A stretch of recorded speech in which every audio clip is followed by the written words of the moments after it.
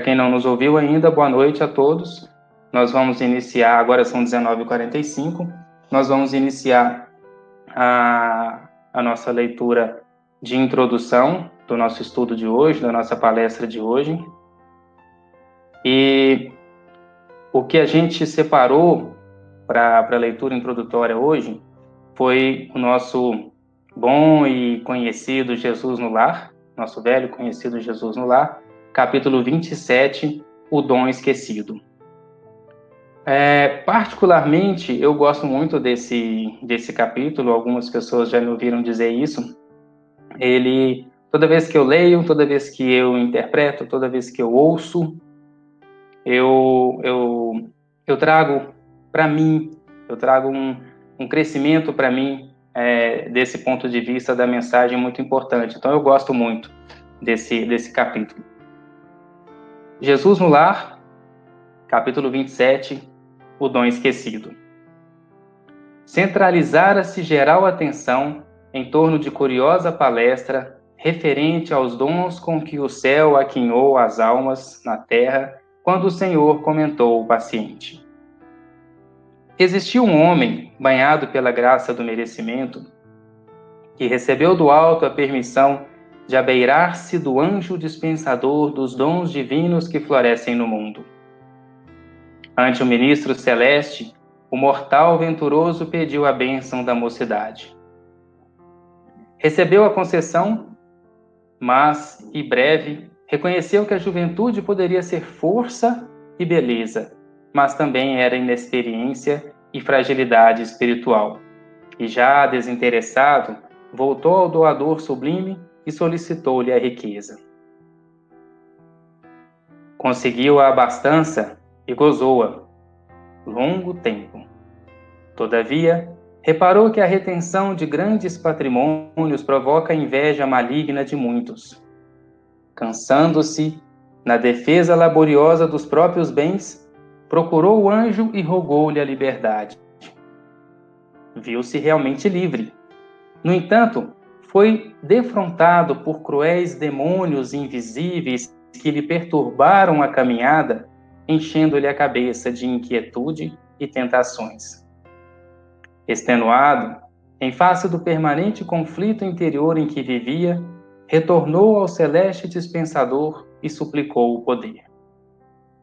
Entrou na posse da nova dádiva, revestiu-se de grande autoridade. Entendeu, porém, mais cedo que esperava, que o mando gera ódio e revolta nos corações preguiçosos e incompreensíveis, e atordoado pelos estiletes ocultos da indisciplina e da discórdia, dirigiu-se ao benfeitor e implorou-lhe a inteligência. Todavia, na condição de cientista, homem de letras, perdeu o resto de paz que desfrutava. Compreendeu depressa que não era possível semear a realidade de acordo com os seus desejos. Para não ser vítima da reação destruidora dos próprios beneficiados, era compelido a colocar um grão de verdade entre 1000 flores de fantasia passageira. E longe de acomodar-se à situação, tornou à presença do anjo e pediu-lhe um matrimônio feliz. Satisfeito em seu novo desígnio, reconfortou-se em milagroso ninho doméstico, estabelecendo graciosa família, mas um dia apareceu a morte e roubou-lhe a companheira.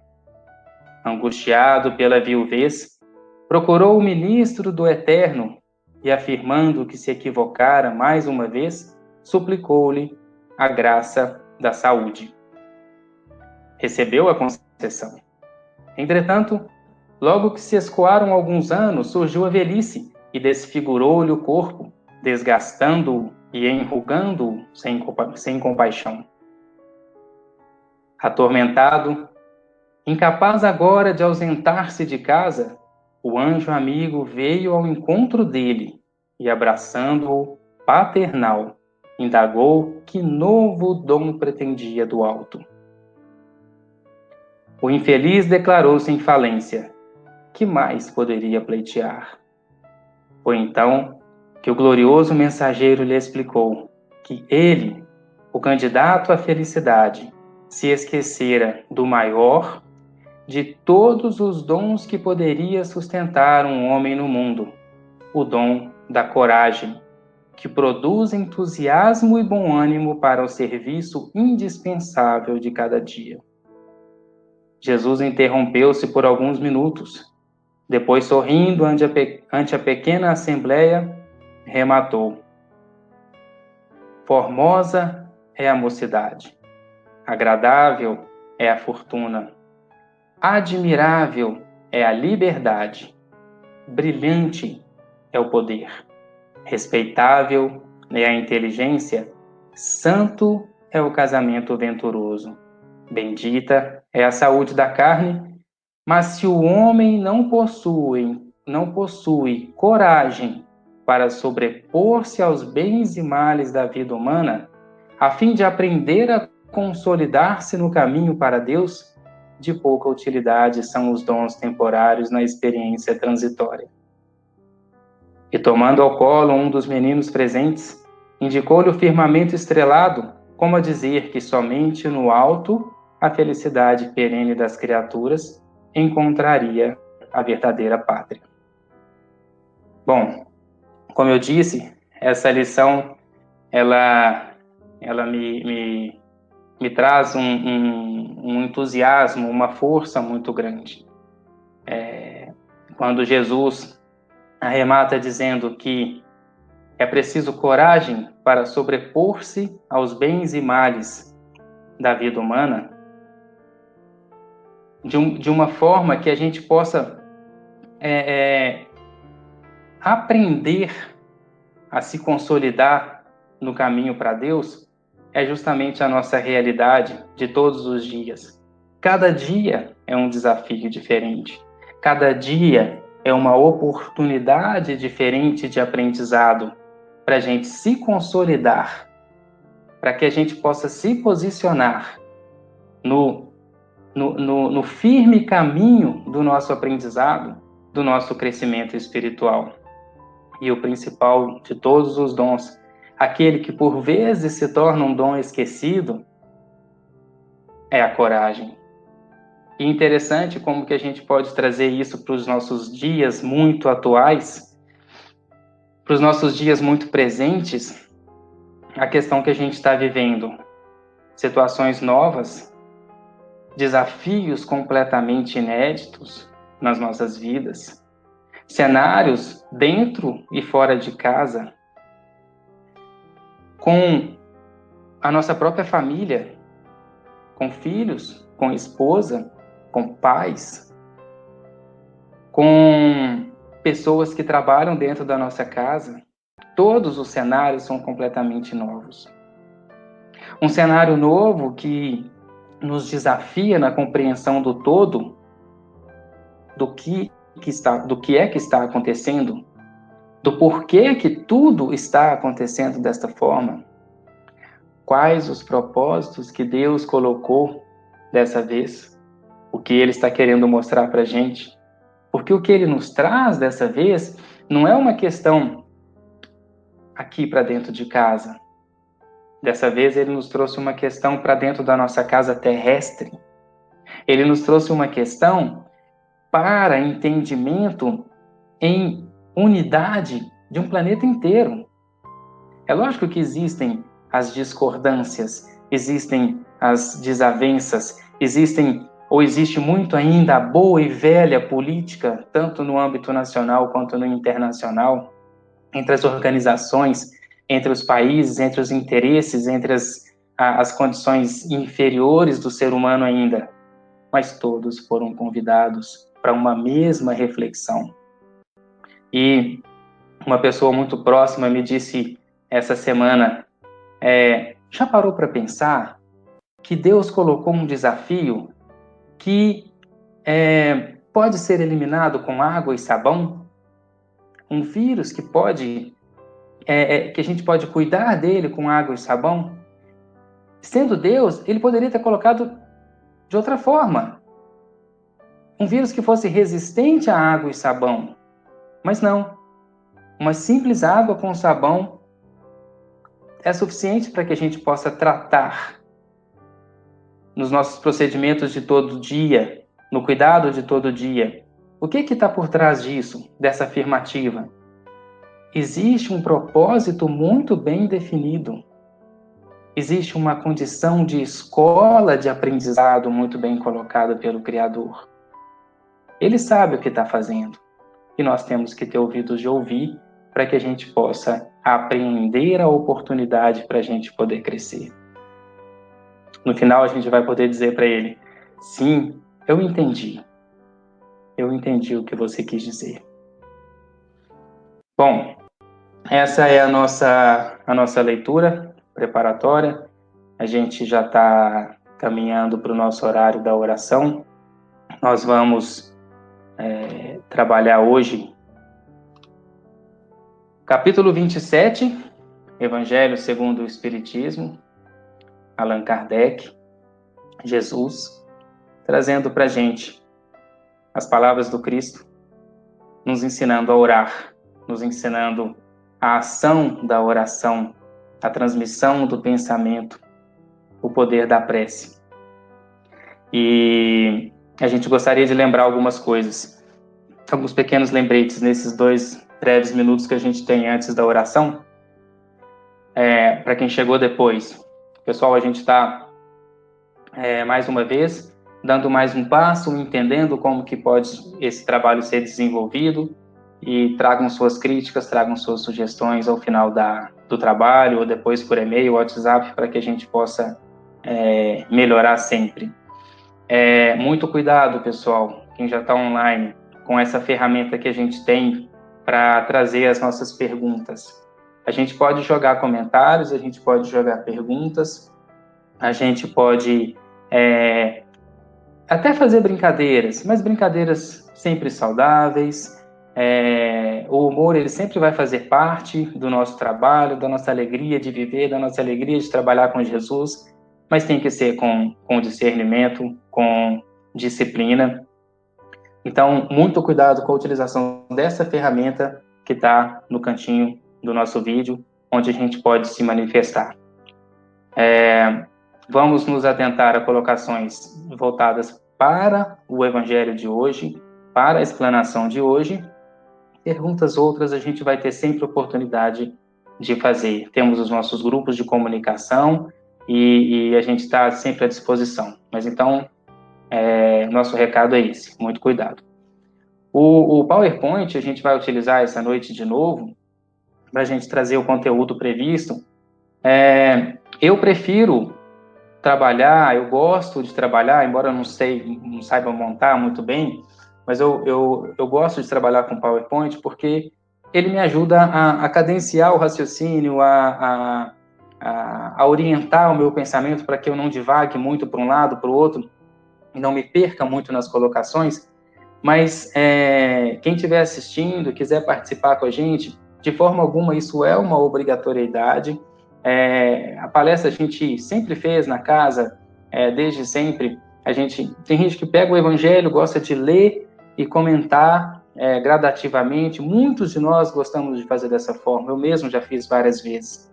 A gente está implementando e deve conseguir, com pouco tempo, colocar uma ferramenta de apresentação lá no nosso salão para usar mais esse recurso, mas, por favor, é só uma forma e não tem obrigatoriedade nenhuma. Quem quiser colaborar nesses trabalhos que a gente tem feito nas lives de todos os dias, que venha entendendo isso, que a gente traz a palestra. Na palestra, o que é mais importante?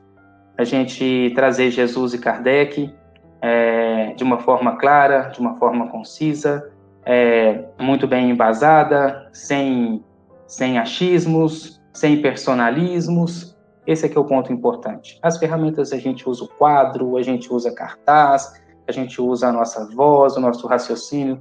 Então, esse é um ponto que a gente gostaria de lembrar também.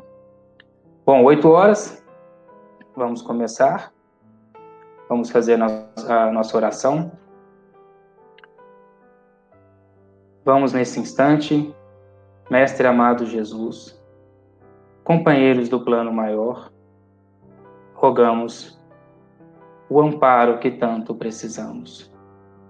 Profundamente agradecidos, Jesus, pela oportunidade de estarmos aqui hoje juntos, porque o nosso pensamento faz essa união, de estarmos em companhia uns dos outros, companheiros da Casa Espírita de Christopher Smith, trazendo o seu Evangelho, a sua palavra, a sua instrução. Faça de nós, Jesus, instrumentos do seu amor, da sua paz, do conforto que tanto precisamos. Que estejamos juntos, não só quem fala, quem ouve, mas que sejamos ouvidos em aprendizado, construindo em nós a sabedoria que fortalece os passos, que estabelece a confiança e a força que a gente tanto precisa para vencer as batalhas de todos os dias. Abençoe os nossos lares, cada sala, cada cômodo, cada quarto. Nesse instante em que não podemos estar juntos presentes na casa espírita, que os trabalhadores do plano maior estejam conosco em cada lar, trazendo o amparo necessário. Sejamos aprendizes, aproveitando cada oportunidade que temos de crescimento.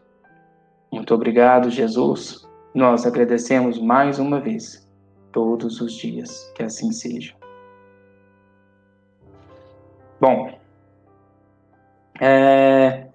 tem uma grande amiga que nos lembrou um ponto importante desses estudos. Nós estamos muito bem embasados, nós estamos muito bem já consolidados nos princípios fundamentais do Espiritismo. A gente às vezes se esquece deles. Então,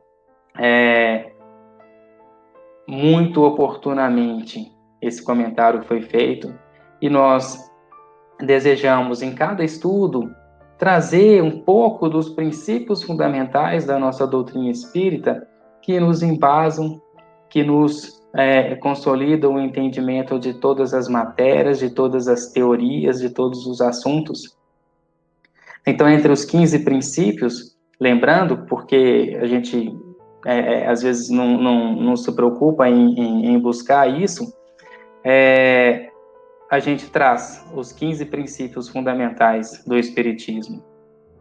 Deus, Jesus, Espírito, Perispírito, evolução, livre-arbítrio, causa e efeito, reencarnação, pluralidade dos mundos habitados, imortalidade da alma, vida futura, plano espiritual, mediunidade, influência dos espíritos em nossa vida, finalmente, a ação dos espíritos na natureza. Hoje a gente vai falar da prece, a gente vai falar do capítulo 27, Pedi e obtereis. Oportuno a gente destacar os 4 primeiros. E é esse o propósito da gente abordar hoje os princípios fundamentais. Primeiramente, Deus, a definição de Deus, para a gente lembrar: inteligência suprema, causa primária de todas as coisas. É a questão primeira do Livro dos Espíritos. Inteligência suprema, causa primária de todas as coisas. Se eu remontar de cada efeito a sua causa, e daquela causa como efeito a sua causa anterior, nós chegaremos em algum momento necessariamente em Deus. A inteligência maior, o Criador de todas as coisas. Interessante que a gente, quando está montando esses slides, a gente busca uma figurinha para poder ilustrar, e então a gente pensou, que figurinha que eu vou colocar para ilustrar Deus? Porque Deus, ele é imaterial, ele não tem forma. Então, como que eu vou ilustrar Deus? Então a gente encontrou justamente essa imagem que traduz para a gente sentimento, paternidade, reencarnação, evolução, experiência de vida, natureza, a confiança de estarmos inseridos num ambiente que foi cuidadosamente planejado, a certeza de estarmos inseridos num ambiente que foi detalhadamente criado para que a gente pudesse crescer. Então, a hora que a gente bateu o olho nessa imagem, deu para enxergar Deus. Por isso que a gente colocou dessa forma. Como atributos, eterno, Deus não pode ter tido começo e nem terá fim. Deus sempre existiu. Deus é atemporal. Ele não está sujeito ao tempo. Se ele tivesse sido criado, quem cria é maior do que a sua criatura. Então Deus é eterno. Deus é imutável porque Deus é perfeito. Deus não pode estar sujeito a mudanças. Se ele estiver sujeito a mudanças, essas transformações negariam a própria perfeição. Então Deus é a perfeição e é imutável. Único, não podemos admitir a condição de termos dois deuses. Se a gente acreditou nisso em algum momento no passado, foi um processo de aquisição do conhecimento, do entendimento, da compreensão da própria divindade. Hoje, no estado de maturidade, conhecimento que a gente tem, a gente já percebe que Deus é único. Se não houvesse unicidade da existência, não haveria unicidade das próprias leis e não haveria sequer a garantia dessa soberania que significa Deus. Onipotente, e aí onipotente traz a onisciência e onipresença, e é um conceito até que a gente vai estudar um pouquinho mais para frente, mas Deus está em todos os lugares. Deus está presente Fernando, em cada criatura. Me desculpem interromper, Fernanda, é porque seu slide não está aparecendo. Compartilhe a tela para mostrar ele na tela, por favor. Mas desde muito tempo? Sim, ele não chegou a aparecer aqui não. Ok, agora, Fred? Ok, certinho.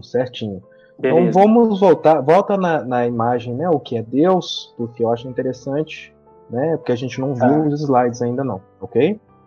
Bom,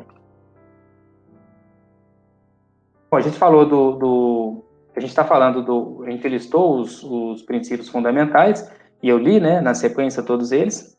A gente destacou 4 desses princípios que a gente vai trabalhar hoje, e a gente está falando do primeiro deles, que é o primeiro entendimento, o primeiro princípio que a gente precisa compreender.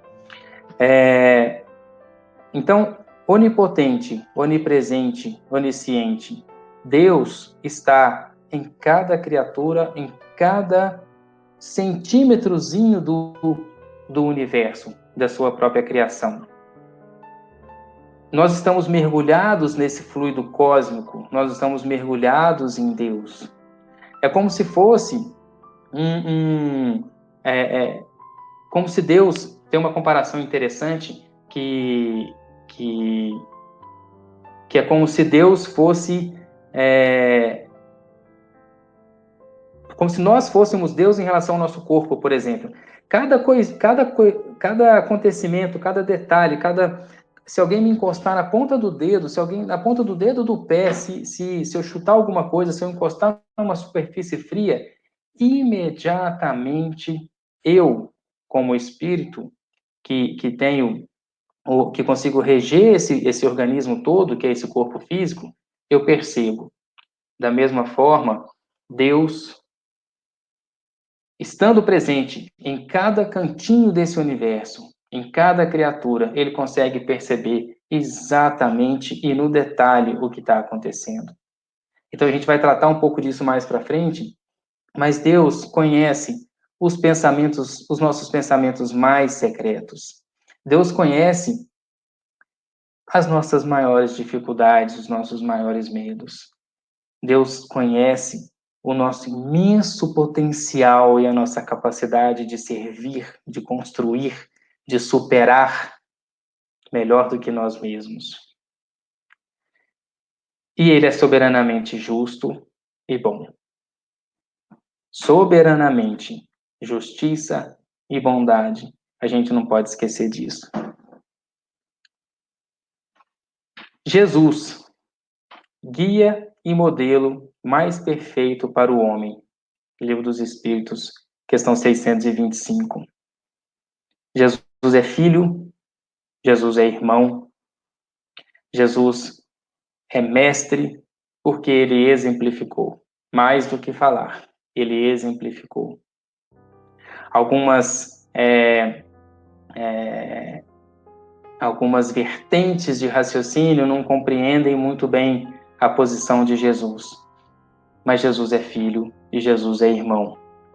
E ele é um irmão com um sentimento de paternidade tão grande que ele abraça o planeta Terra como co-criador e como um grande pai para todos nós que estamos encarnados na Terra. Espírito, ser inteligente da criação, princípio inteligente do universo, criado simples e ignorante. É interessante a gente entender que as duas forças criativas divinas têm potenciais positivos e potenciais passivos. O potencial passivo é a matéria, é tudo que a gente dá o nome de matéria, é o ser inerte, é a ferramenta, é o instrumento de que o espírito se serve. O espírito, ele é o princípio construtivo, ativo, positivo da criação divina. É o ser inteligente da criação. Esses dois princípios, eles caminham juntos, mas o espírito é o princípio inteligente e a matéria é a ferramenta de manifestação do princípio inteligente. Perispírito é justamente o laço que possibilita a conexão de espírito e matéria no ser vivo, no corpo humano, na criatura encarnada. Substância semimaterial que serve de primeiro envoltório ao espírito e liga a alma ao corpo. Além de conexão da alma ao corpo, é o primeiro envoltório do espírito no plano espiritual. É com ele que a gente se manifesta no plano extrafísico. Quando terminada a nossa jornada reencarnatória, nos manifestaremos no plano espiritual através do nosso perispírito. É também o veículo que permite a manifestação mediúnica aqui na Terra. Toda manifestação mediúnica passa pelo perispírito. É também um repositório e uma forma da própria criatura. Ele é o arquivo básico da estrutura e da manutenção do corpo físico. Enquanto, ao mesmo tempo, é esse repositório, esse arquivo de tudo que a criatura faz, de tudo que a criatura pensa, de tudo que a gente constrói. E todo o nosso processo evolutivo vai sendo registrado, todos os nossos erros vão sendo gravados, todas as nossas aquisições e as nossas falhas vão sendo ali armazenadas, para que tudo possa ser revisto, para que tudo possa ser trabalhado no momento certo. Tem a forma que o espírito queira. A gente vai poder voltar nesse ponto também, mas tem a forma que o espírito queira. Esse queira é consciente ou inconsciente. E essa questão a gente vai trabalhar um pouquinho mais para frente. Aqui a gente entra propriamente no capítulo 27 do Evangelho segundo o Espiritismo, pedi e obtereis. Falando primeiramente das qualidades da prece. E olha que interessante que a gente tem na primeira fala do Cristo, no inicinho do capítulo, ele fala assim para a gente: quando orardes, não vos assemelheis aos hipócritas, que afetadamente oram de pé nas sinagogas e nos cantos das ruas para serem vistos pelos homens. Digo-vos em verdade que eles já receberam sua recompensa. Quando quiserdes orar, entrai para o vosso quarto, e fechada a porta, orai ao vosso Pai em secreto. E vosso Pai, que vê o que se passa em secreto, vos dará a recompensa. Então, se a minha oração era para que eu fosse visto, eu já recebi minha recompensa. Agora, se a minha oração é para que eu converse em secreto com o Pai, para que eu estabeleça uma conexão com o Criador, Ele está vendo o que está acontecendo. Depois a gente tem assim, na sequência: não cuideis de pedir muito nas vossas preces, como fazem os pagãos, os quais imaginam que pela multiplicidade das palavras é que serão atendidos. Não vos torneis semelhantes a eles, porque vosso Pai sabe do que é que tendes necessidade, antes que lhe o peçais. Quem anotou isso foi Mateus. Então o Cristo colocou de uma forma muito clara para a gente. Até na hora de pedir, a gente precisa saber o que pedir. Porque do ponto de vista do Pai, Ele sabe melhor do que nós mesmos aquilo que a gente precisa. Quando a gente pensa em Deus, na sua soberania, na sua imensa bondade, no seu infinito amor, na sua misericórdia, nos conhecendo melhor do que nós mesmos, Pai provedor de tudo o que cada filho precisa, Ele já me deu tudo aquilo que eu preciso nesse momento. E a gente às vezes se esquece de pensar nisso. A gente não faz esse raciocínio. Deus já me deu hoje tudo o que eu preciso. Tudo. Eu tenho aqui, nas minhas mãos, tudo o que eu preciso nesse momento. De alguma forma, eu não precisaria nem pedir. O que eu preciso então fazer para que eu seja merecedor de uma dádiva a mais? Qual a ação que me cabe para que Deus possa me dar algo mais? Para que eu possa ter, então, condição de pedir? Fica muito claro para a gente. Eu preciso pegar tudo isso que eu já tenho, nesse exato momento, neste exato segundo, e dar um passo adiante. Eu preciso sair do lugar. Eu preciso realizar com aquilo que Deus me deu. Senão Ele não precisa me dar mais nada.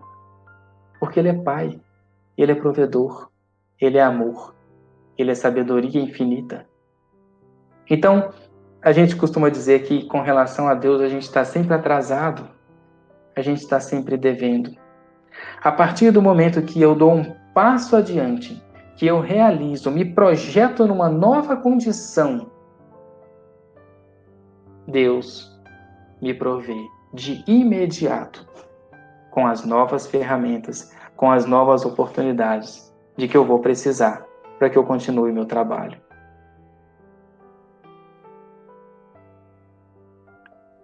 Outro ponto no item 2, lá do Evangelho, Jesus fala assim: quando vos apresentardes para orar, se tiverdes qualquer coisa contra alguém, perdoai-lhe, a fim de que vosso Pai que está nos céus também vos perdoe os vossos pecados. Se não perdoardes vosso Pai que está nos céus, também não vos perdoar. Se não perdoardes vosso Pai que está nos céus, também não vos perdoará os pecados. Desculpa a leitura confusa. Mas a instrução do Cristo é muito clara. Não existe hipocrisia na oração. Não existe orgulho na oração que a gente quer que chegue ao Pai. Não existe dissimulações. A oração precisa vir de dentro. A oração precisa ser sincera. Como que eu vou conversar com o Pai se eu ainda não conseguir perdoar o meu irmão? Como que eu vou pedir alguma coisa para Deus se o meu pensamento com relação ao irmão é um pensamento negativo? Que máscara é essa que eu pretendo tirar ao ofender um irmão? Eu pretendo tirar essa máscara para que eu vire então para a direita e possa conversar com Deus? Que a gente não esqueça que Deus sabe o que se passa no mais secreto, íntimo dos nossos pensamentos, na mais secreta intimidade da nossa própria essência. Então, quando vos apresentardes para orar, perdoai. É uma das primeiras instruções que Jesus traz para a gente. Então, por esses 2 pontos, a gente consegue fazer um pequeno resumo do que a gente chamou de caracteres da prece. Primeira questão, a mais importante de todas, humildade. Para que eu possa conversar com o Pai, para que eu possa me colocar em oração, eu preciso de trabalhar a minha humildade. Eu preciso enxergar Deus como Pai, numa condição de reverência máxima a esse Criador. Lembrar da lei maior, como Cristo nos ensinou. Amar a Deus e amar o próximo. E trabalhar a questão da humildade. Sem a humildade, a minha oração, como a gente vai ver mais para frente, ela não vai chegar muito longe. Silêncio. Muitos de nós já pensamos que orar precisa ser dito em voz alta, precisa contemplar palavras complexas, precisam dizer multiplicidade, precisam dizer várias vezes em oratória alta, chamando a atenção, enquanto que o Cristo nos ensina, que é na intimidade do nosso ser, no momento mais que eu consiga mais interiorizar comigo, para que eu possa me conhecer, é que eu vou conseguir estabelecer uma conexão com o Criador. Perdão, a gente falou um pouquinho, é essencial a condição do perdão, porque ela demonstra que eu quero crescer, eu quero produzir uma transformação de mim mesmo, eu quero me aproximar do Pai, e não existe como me aproximar do Pai sem ser através do próximo. Autoconhecimento, que é justamente a questão que a gente vem trabalhando das palavras do Cristo. Eu preciso me conhecer, eu preciso entender quais são os pontos que precisam ser renovados. Eu preciso entender os pontos onde eu tenho dificuldade, que precisam ser melhorados, para que eu possa conseguir conversar com o Pai. E isso me conduzindo, então, à reforma íntima.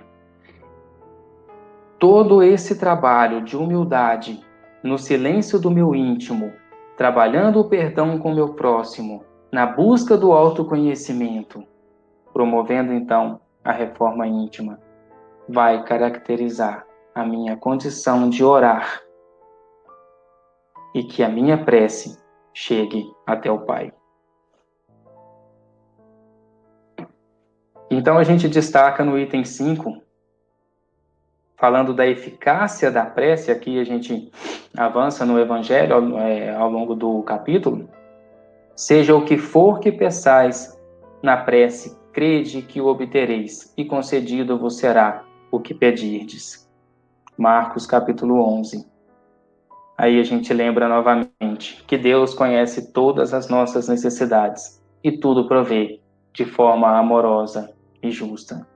Que a gente não esqueça, então, desse raciocínio. A gente já tem de Deus todas as oportunidades que a gente precisa. As oportunidades, elas são múltiplas. A gente conhece o nosso programa reencarnatório. A gente conhece que no estágio atual da evolução das criaturas na Terra, a gente já participa efetivamente da programação da nossa reencarnação. A gente esteve lado a lado nesse processo de planejamento. E a gente disse sim para as oportunidades que foram sugeridas. A gente fez escolhas. A gente sabe, no nosso íntimo, qual é o real propósito dessa existência, dessa encarnação.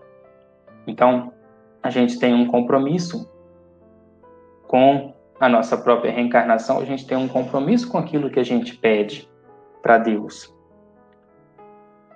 Então, de posse de tudo isso, de todo esse entendimento, eu vou orar. E o que Deus concederá sempre, se eu pedir com confiança, é justamente a coragem, a paciência e a resignação. Para que eu encontre meios de superar as dificuldades. Porque seria um equívoco eu pedir para Deus me livrar das dificuldades. Porque as dificuldades são um grande convite que a gente tem de crescimento. Quantos de nós, e a gente costuma brincar assim, não estaria deitado na rede se tivesse tudo bem? Se as dificuldades não estivessem nos convidando a levantar e a superar. Então as dificuldades são o grande convite que nos faz mover. E eu não peço a Deus para me tirar as dificuldades, que elas venham. Mas eu peço a Deus, com confiança, isso chama fé, certeza, eu peço a coragem, a paciência, a resignação. A coragem, a gente falou um pouquinho dela na leitura inicial. A paciência, para eu saber esperar, para eu saber entender toda a situação. Porque muitas vezes a gente é muito imediatista, então a gente quer entender logo no primeiro capítulo. É como se eu quisesse entender a série inteira, o filme inteiro nas primeiras cenas. É preciso esperar, é preciso ter paciência, é preciso ter compreensão do que está por vir. Com base na fé, na convicção, na certeza da existência de Deus, eu preciso ter paciência. E isso eu posso pedir a Deus, que Ele me dê essa paciência para que eu tenha serenidade para compreender tudo que está acontecendo. Resignação. Muitas coisas a gente não vai poder mudar. Muitas coisas são uma condição que fere o imediatismo da existência humana, contrariando muitas vezes a vontade de quem está enxergando muito pouco à frente de si mesmo. E por isso a gente precisa resignar, porque a gente confia, mais uma vez, na sabedoria, na providência, na certeza que a gente tem de que Deus está no comando. Se eu não estou entendendo, eu coloco a minha vida, então, Pai, nas suas mãos. Eu vou entender mais para frente. Essa certeza eu também tenho, eu vou entender.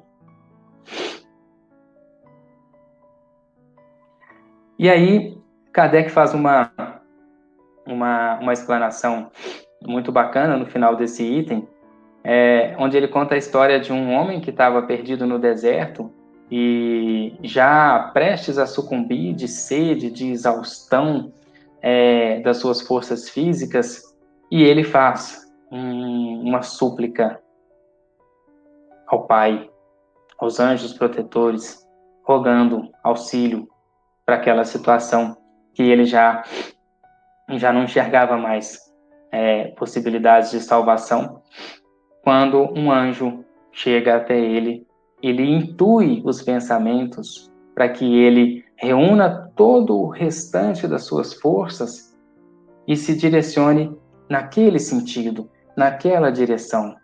Então, aquele homem se levanta, buscando todo o restante das forças que tinha e caminha na direção que a intuição lhe dizia, que o anjo havia dito. Pouco tempo depois, ele encontra um oásis, onde ele se sacia, onde ele mata a sua sede e recupera as suas forças.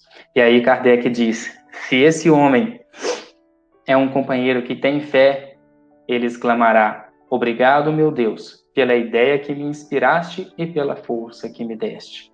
Mas se ele não tem fé, ele vai exclamar, que boa ideia tive. Olha a questão do orgulho. Olha a questão da superficialidade da vida. Então, esse exemplo mostra pra gente que o homem não pediu. Ele poderia pedir que um copo d'água aparecesse num passe de mágicas. E quantas vezes a gente pede isso? Meu Deus, eu quero um copo d'água aqui na minha frente agora.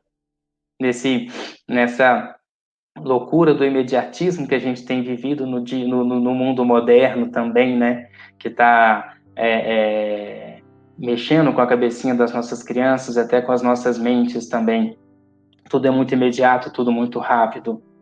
E não, ele teve fé e ele pediu, ele fez a oração ao Pai e recebeu e se colocou em sintonia para receber a instrução e a intuição do anjo e recebeu a ajuda. Lá no item 9, falando agora da ação da prece, da transmissão do pensamento, o Evangelho traz para a gente que a prece, ela é uma invocação mediante... Só um minuto. A prece é uma invocação mediante a qual o homem entra pelo pensamento em comunhão com o ser a quem se dirige. Pode ter por objeto um pedido, um agradecimento ou uma glorificação. Podemos orar por nós mesmos ou por outrem, pelos vivos ou pelos mortos, pelos encarnados ou pelos desencarnados.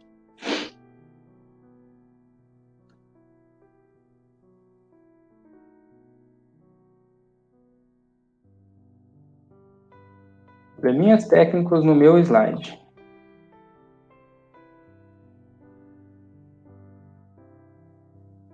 Deu certo. Bom, vamos falar um pouquinho sobre padrão vibracional.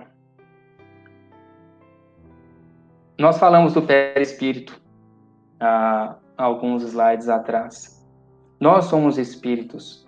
Nós somos um potencial criador, criados simples e ignorantes, mas com um potencial imenso, suficiente para que a gente consiga chegar até Deus. Espíritos em aprendizado. O nosso pensamento é uma onda eletromagnética que irradia além de nós mesmos. Tudo aquilo que a gente pensa, a gente exterioriza na nossa aura. E nessa psicosfera em torno de nós, a gente estabelece o nosso padrão vibratório. Então, naquele dia que a gente não está bem, naquele dia que a gente não conseguiu perdoar o nosso irmão, naquele dia, por mais ensolarado que esteja, a gente não consegue fortalecer a nossa fé, a gente não consegue entrar em comunhão com Deus, o nosso padrão vibratório estaria ali vibrando lentamente em vibrações baixas, em velocidade reduzida, repleto de matéria, denso, pesado. Mas quando eu sou capaz de mudar o meu estado, quando eu sou capaz de mudar o meu pensamento, de elevar, por que a gente fala elevar o nosso pensamento?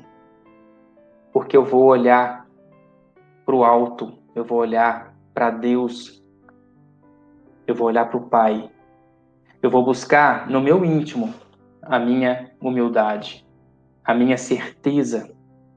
Eu vou entender a criatura imperfeita que eu sou, fazer a autocrítica e vou rogar ao Pai que me auxilie, que me abençoe o meu dia.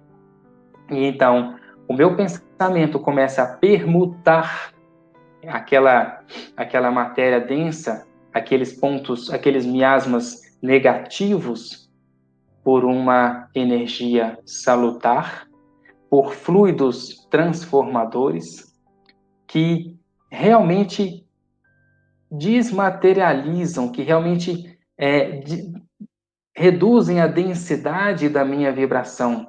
E então todo o meu ser, toda a minha aura, ela acelera o seu processo vibratório, porque as vibrações superiores, as vibrações elevadas, as vibrações de amor, elas são ondas rápidas, aceleradas, de frequência alta. Elas têm um poder de penetração, de viajar pelo espaço muito mais forte do que as ondas. É necessário a gente entender que as ondas de padrão vibratório baixo, elas são densas, pesadas, são lentas e são deletérias. As ondas amorosas, as ondas de padrão elevado, que são adquiridas com o poder da oração, da ação no bem, da construção do amor ao próximo, elas são vibrações de velocidade alta, de frequência alta, e elas conseguem atingir as esferas espirituais superiores. Então, criando imagens fluídicas, o pensamento se reflete no envoltório perispirítico como num espelho. Toma nele corpo e aí, de certo modo, é que os mais secretos movimentos da alma repercutem no envoltório fluídico. Isso é uma realidade. Isso é a nossa vida. A gente precisa entender isso. Tudo o que eu penso reflete em mim.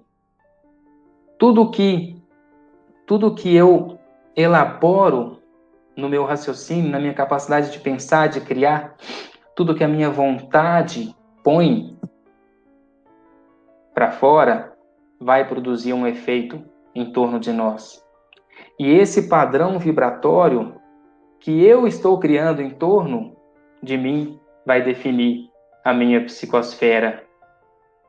E essa psicosfera vai atrair os bons espíritos quando ela for um pensamento elevado de boas ações, de boas intenções, de perdão, de construção, de humildade. E, igualmente, o contrário quando não o for. A prece verdadeira, humilde, sincera, ela eleva esse padrão vibracional da criatura. Então, daí a importância de orar de manhã ao acordar. Eu não preciso ficar orando. Se a prece verdadeira ela vai elevar o meu padrão vibratório, então eu vou ficar orando quantas vezes forem necessárias, orando, orando, orando. Não, não é essa a ideia. O que é orar e vigiar? Orar para que eu saia desse patamar onde eu estou. Porque muitas vezes eu não estou no pensamento inferior, mas eu estou no pensamento horizontal. Eu estou na prece horizontal, que não me leva a lugar nenhum, que fica no mundo, que fica nas questões do dia a dia, das questões materiais, das questões mundanas. Jesus nos convida a elevar o nosso pensamento, a orar, direcionando o pensamento na vertical. Então, quando eu consigo elevar o meu padrão vibratório, eu estabeleço um novo patamar. Eu até saí da tela, mas um patamar no alto. Um patamar de pensamentos elevados. Um patamar que possa me colocar na projeção dos espíritos superiores. um patamar que possa me colocar em contato com as mais nobres criaturas que vão nos intuir no caminho certo. Então, o que eu tenho que fazer? Eu preciso vigiar para não cair. Porque eu já orei. André Luiz, quando no nosso lar vieram avisar que a colônia estava sendo atacada, ele emitiu um pensamento de ansiedade relativa à necessidade da oração, e ele recebeu essa instrução, que era necessário vigiar, porque a oração já tinha sido feita. O trabalho agora era de vigilância. Então é importante a gente entender isso. Mas como somos seres falhos e a gente cai, mesmo tendo orado, é importante, conhecendo a mim mesmo, eu identificar o momento que eu caí. Então eu busco a minha reclusão novamente, busco a minha intimidade novamente, favoreço o ambiente da oração, busco o auxílio do alto, oro novamente, restabeleço a minha condição de pensamento elevado e volto a vigiar de uma forma ainda mais confiante. Então, sabendo que a gente está mergulhado, item 15 é um item novo, está no pensamento o poder da prece, que por nada depende nem das palavras, nem do lugar, nem do momento em que seja feita. Pode-se, portanto, orar em toda parte e a qualquer hora, a sós ou em comum. Então não depende do tanto de palavras que seja dito, nem de onde eu estou, nem do momento. Aquela velha sabedoria, se no momento que eu tiver, se onde eu tiver eu não tiver tranquilidade, que eu busque um quartinho fechado, um cantinho onde eu possa ficar comigo mesmo, eu faço uma oração e consigo restabelecer o equilíbrio. Estamos mergulhados no fluido universal que ocupa o espaço e todos os seres. A vontade impulsiona o pensamento, que percorre o espaço através de uma corrente fluídica estabelecida pela lei de sintonia. Então, na própria criação, Deus estabelece esse fluido universal, esse fluido cósmico universal que preenche todo o espaço.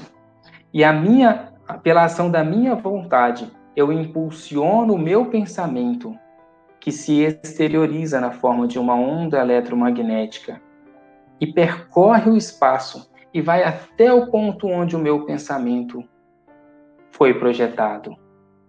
Que eu projete o meu pensamento através da lei de sintonia com as esferas espirituais superiores.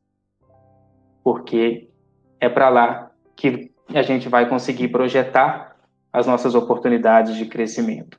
Todas as vezes que pela lei de sintonia o nosso pensamento for projetado na horizontal, ou, infelizmente, quando a gente projetar o nosso pensamento na descendente, nós estaremos fazendo sintonia com as condições deletérias que vão nos trazer o prejuízo da doença, da enfermidade, dos desafetos, de todas as mazelas da vida, onde a gente depois não vai poder dizer que não sabia.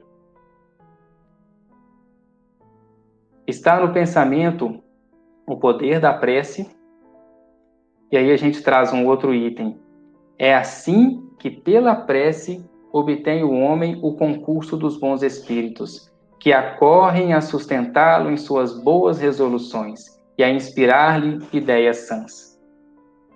Ele adquire, desse modo, a força moral necessária a vencer as dificuldades e a volver o caminho reto, se deste se afastou. Então, mais uma vez, meu pensamento, através da oração, impulsionado pela minha vontade, foi projetado pela lei de sintonia com as esferas elevadas, a gente pode ter certeza, os bons espíritos estarão conosco, a nos sustentar, a nos intuir, a nos orientar nas boas resoluções. Lembrando que a prece estará sempre subordinada à vontade de Deus. Não tem uma folha que caia de uma árvore sem a permissão de Deus. Não é assim? Ele está sempre sustentando todas as criaturas. A prece só tem valor pelo pensamento que lhe está conjugado. Muitos oram por dever, alguns mesmos por obediência aos usos, pelo que se julgam quites, desde que tenham dito uma oração determinado número de vezes, em tal ou qual ordem. Deus vê o que se passa no fundo dos corações, lê o pensamento e percebe a sinceridade. A gente já falou um pouquinho disso. Nosso tempo acabou. A gente precisa entrar no espaço que a gente reserva para as perguntas e para a participação de todos, mas alguém um dia, na pressa, que a prece fosse feita, disse, mas a gente pode fazer só um assim seja, para que a prece seja rápida, para atender determinada urgência, vamos dizer assim, e sem perceber que aquela aparente brincadeira reservava um ensinamento para todos nós. Se eu tiver que fazer a prece simplesmente assim seja, tendo a compreensão de que a minha confiança no Pai é tão grande que eu percebo que a vontade dele é soberana sobre a de todos nós e que seja feita sim a vontade do Pai, eu posso fazer a oração, simplesmente assim seja. Outro ponto importante para a gente lembrar, talvez a gente pudesse ter colocado aqui, todos os dias que eu acordo, levanto, cumpro as minhas tarefas, a gente está aprendendo a fazer coisas novas dentro de casa também, né? E a gente cumpre as nossas obrigações, cumpre o nosso trabalho, atende um ponto, atende outro. Cada tarefa que a gente faz com o coração aberto, conscientes do nosso papel durante essa encarnação, perante a nossa família, perante os amigos, no trabalho, no centro espírita, se eu faço de coração, isso também é uma prece, mesmo que eu não diga palavras nenhuma. Bom, chegamos no nosso ponto de perguntas. Fiquem à vontade para fazer suas colocações.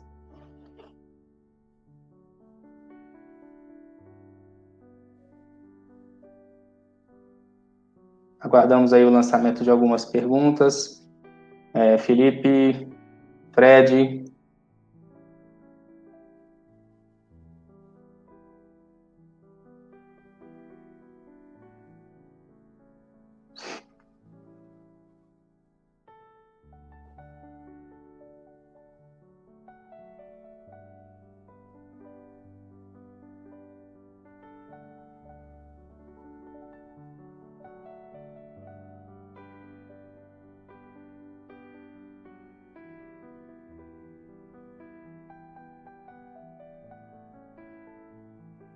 Bom, enquanto as perguntas não vêm, se aparecer a gente interrompe, mas enquanto as perguntas não vêm,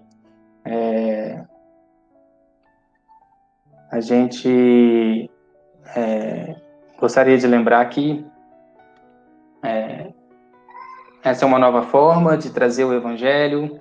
A gente quer ouvir a participação de todos, as críticas, as sugestões, e podem trazer da forma como vocês entenderem que fica mais fácil. Se quiser colocar aqui no final da palestra, depois que a gente fizer a oração, se quiser colocar dentro desse mesmo chat, se quiser jogar em WhatsApp, em e-mail, traz para a gente as sugestões para a gente buscar melhorar. E pode criticar também, tá, gente? A gente sabe melhor das falhas que a gente comete quando os amigos trazem para a gente. Então, por favor, critiquem, sem preocupação. Ninguém vai ficar melindrado, ninguém vai achar ruim com nada. Pode trazer, por favor.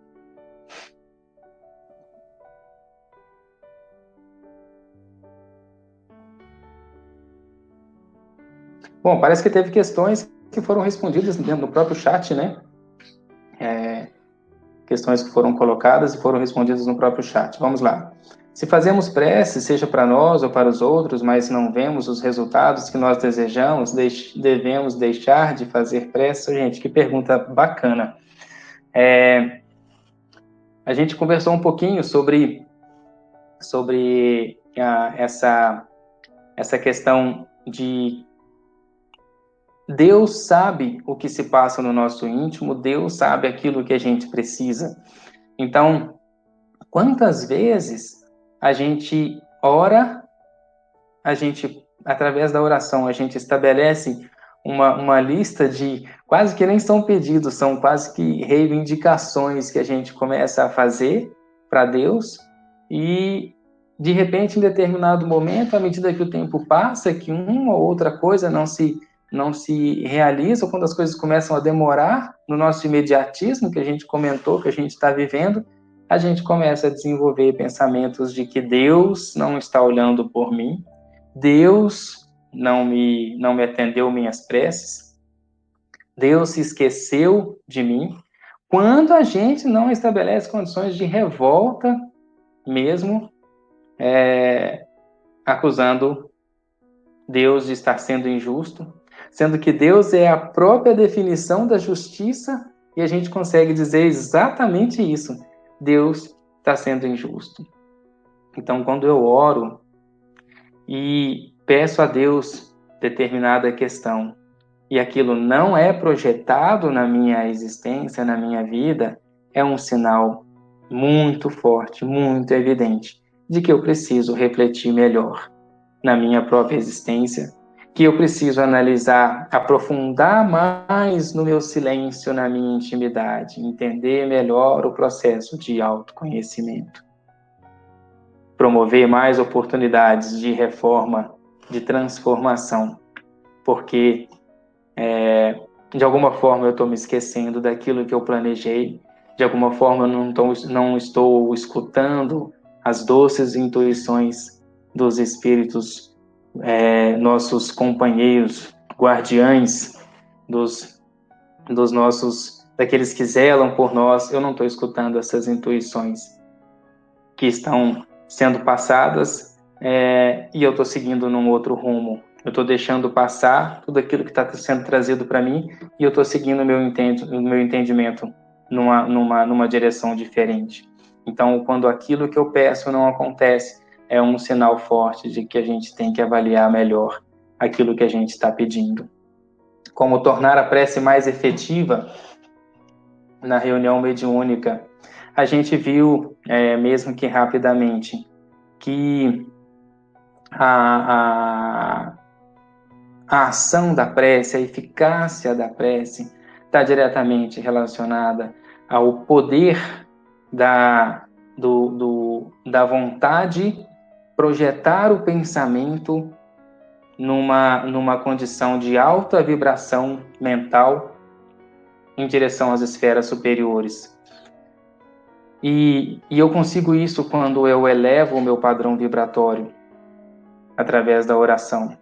Só que nós não somos interruptores elétricos que acionam ligado e desligado numa condição imediata.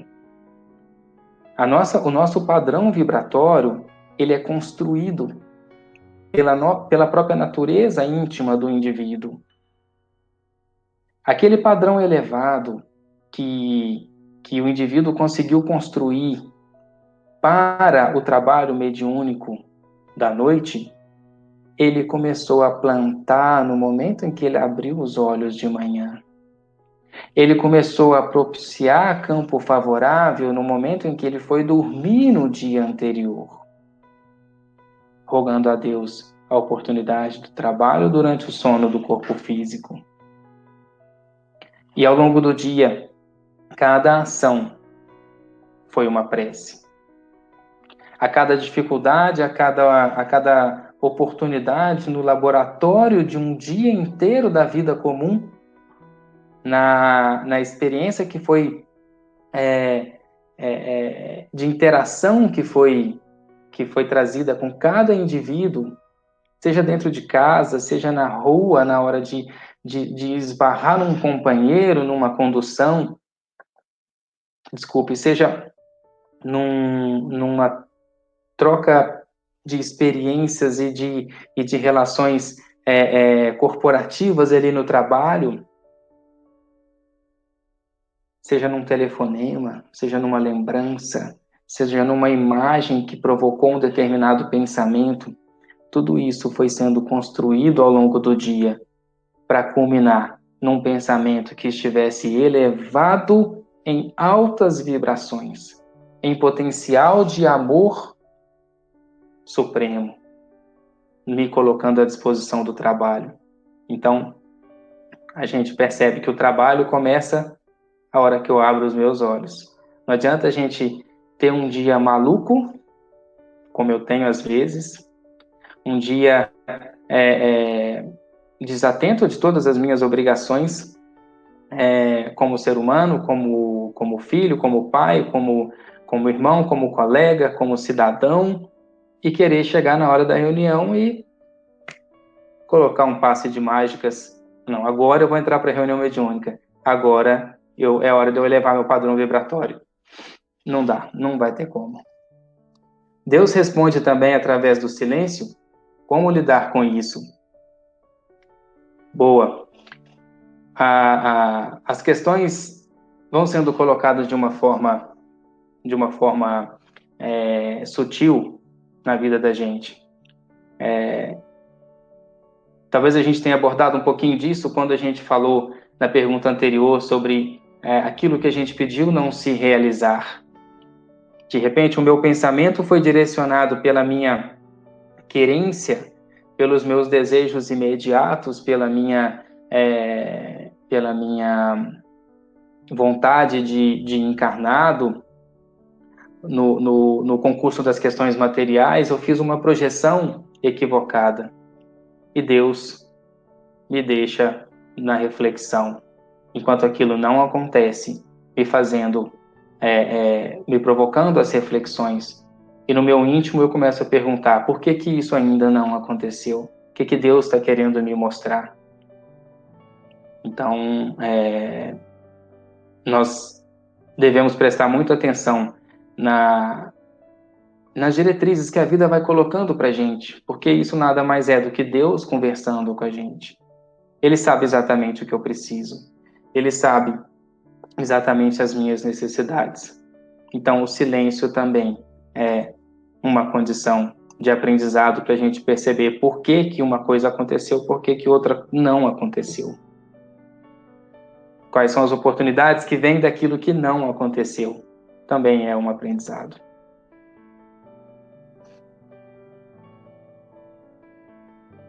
Nós estamos chegando nos momentos finais, a gente já vai preparar para fazer a nossa oração.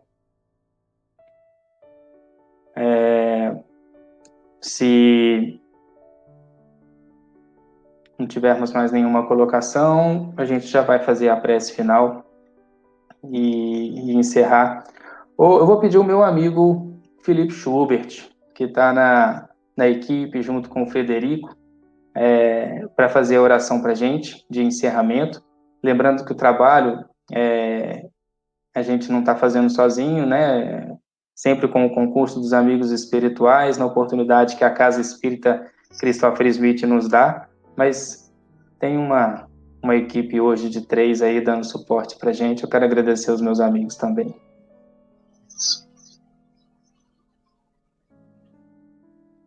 Tem que ligar o áudio, Felipe. A gente esquece. Oi, Fred. Nós que agradecemos a oportunidade de participar, né, deste trabalho, e a gente gostaria bastante de começar, né, a reutilizar todo este ensinamento, todos esses conhecimentos que foram compartilhados nesta noite de hoje, para que a gente possa elevar, sim, os nossos pensamentos até Jesus, para que tenhamos a fé, a convicção de que dias melhores estão chegando, né, que condições melhores para o nosso planeta estão chegando, que o nosso planeta vai tornar-se um planeta com vibrações melhores, porque nós estamos contribuindo para isso.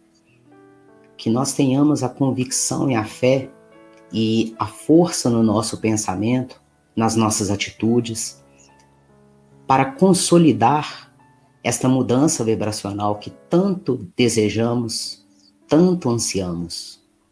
Obrigado, Senhor, por tudo que tem colocado à nossa disposição para o nosso crescimento. E perdoe aquelas questões que ainda não nos foi possível perceber e trabalhar em cima delas. Obrigado, Senhor, por tudo, por mais esta oportunidade do trabalho e que, acima de tudo, as tuas palavras de amor e de caridade se façam presentes. Obrigado, Senhor, que assim seja. Que assim seja. Pessoal, a gente, logo que a gente desligar, a gente já vai divulgar o link da tarefa de amanhã, do estudo que a gente vai iniciar, do livro, da apostila da FEB, melhor dizendo, de programa 1 de estudo da mediunidade. A gente vai fazer um trabalho um pouco diferente da proposta de hoje, como se fosse uma mesa redonda, um espaço de discussão, de debate em torno do tema, dentro da metodologia proposta pela apostila, e com a participação de uma equipe definida.